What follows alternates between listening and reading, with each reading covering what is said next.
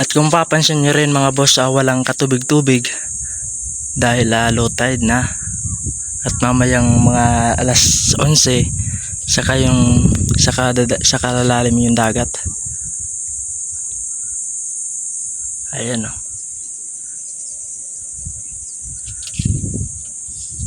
At kung may tubig sana yung swimming pool at tumalon ka dito, ayan, mapapaganda. Ayan, kaya kung ito maayos tong swimming pool na to, ayan, mapapansin nyo talaga sobrang ganda nyan. Kasi maraming balak sanang gawin dyan. Kaso hinihintay pa yung papilis. Ayan, kaya update ko kayo kapag ayos na yan, para mapakita ko sa inyo yung ganda, yung kabuuhan ng swimming pool na gagawin na yan. Ayan o.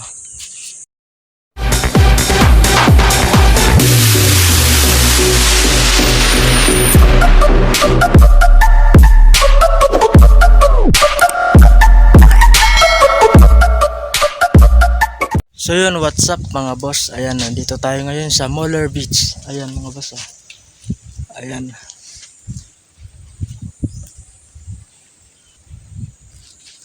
At ngayong araw mga boss, aakyat tayo dun sa building para ipakita ko sa inyo yung ganda.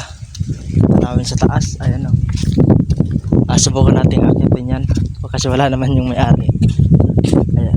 Sige, tara. Tara, akyat tayo. Let's go! So yan mga boss, andito tayo sa taas. At sa mga nakaakyat din. Ayan o. Kung mapapansin nyo, wala pang kalaman-laman yung loob na itong building. Kasi hindi pa napaplano kung ano ba talaga yung kanilang ilalagay dyan. At dito naman sa kabila, ayan, may mga higaan na. Bali 3. At meron taas. Meron na din CR mga boss. Ayan pa. Mabibigla kayo sa makikita nyo sa labas. Tara. So ayan, ito naman yung taas mga boss. Tingnan nyo naman yung view. At kung papansin nyo rin mga boss, walang katubig-tubig dahil low tide na. At mamayang mga alas 11 saka lalalim yung dagat. Ayan o.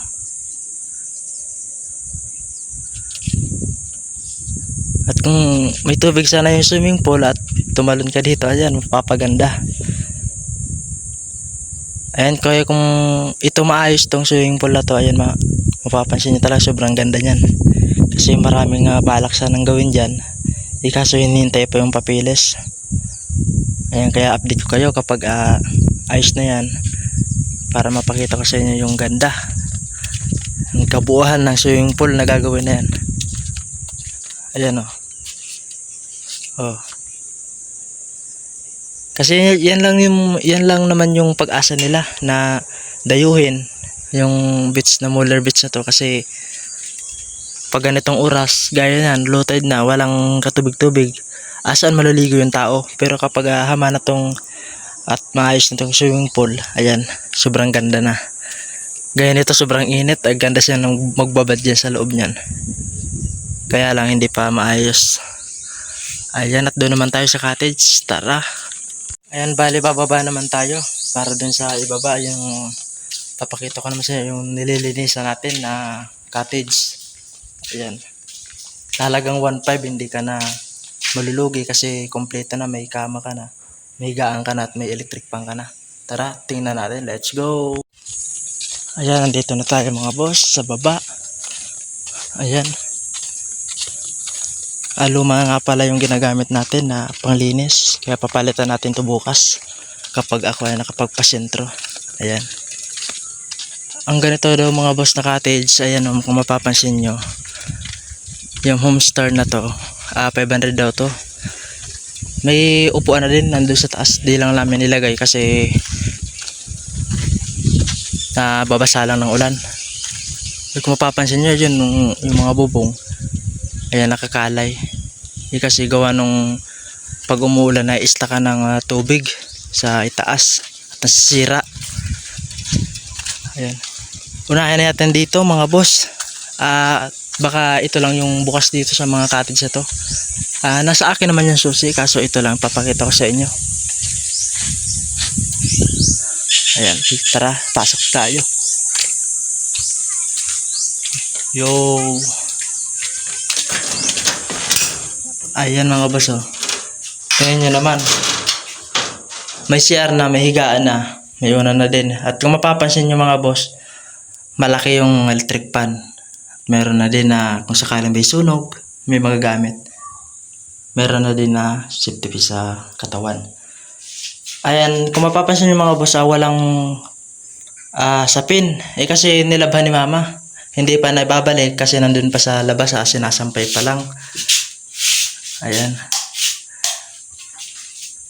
Ito naman yung CR niya mga boss. Ayan. Ayan oh. Malinis. May tubig na rin siya mga boss. May shower. Ayan. At sa halagang 1.5 lang mga boss. At meron ka ng ganito nga pagtutuluyan na cottage. Ayan, wala mag-iistorbo. Kung yung mga balak na yung magbakasyon na ayaw maistorbo, dito kayo mga boss. 1.5 lang to. Ayan. At pwede rin kayo mga boss magpaluto para hindi na kayo maabala sa inyong pagpapahinga. Ayan. At paglabas nyo, ito yung masisilayan nyo. At mas maganda dito mga boss kapag yung pagkagising mo ng umaga. Sobrang ganda ng dagat yan. Ito naman yung mga boss yung upuan. Ayan, may ginagawa pang dalawang cottage yun sa likod. Kasi umalis yung naggumagawa kaya hindi pa natatapos. Ayan. Bale ito mga boss yung upuan na ginagamit doon sa Homestar sa baba. Ayan ito. Ayan, gaya nun mga boss oh. Sa halagang 1.5. Ayan. Kahit dalawang pamilya kayo, kasya kayo dyan mga boss. Yung iba sa baba, yung iba naman sa taas, yung kasyang kasya. Kaya hindi kayo mga problema mga boss. So ayan mga boss, napakita ko naman sa inyo kung gaano kaganda yung 1.5 na halaga na babayaran lang sa cottage. Hindi ka nalugi. Kaya kung may bala ka mga boss na magpahinga o ma-relax, punta ka lang dito. Ayan, so yan lang mga boss. Abangan nyo ulit ang susunod nating vlog. Maraming salamat po. Bye bye.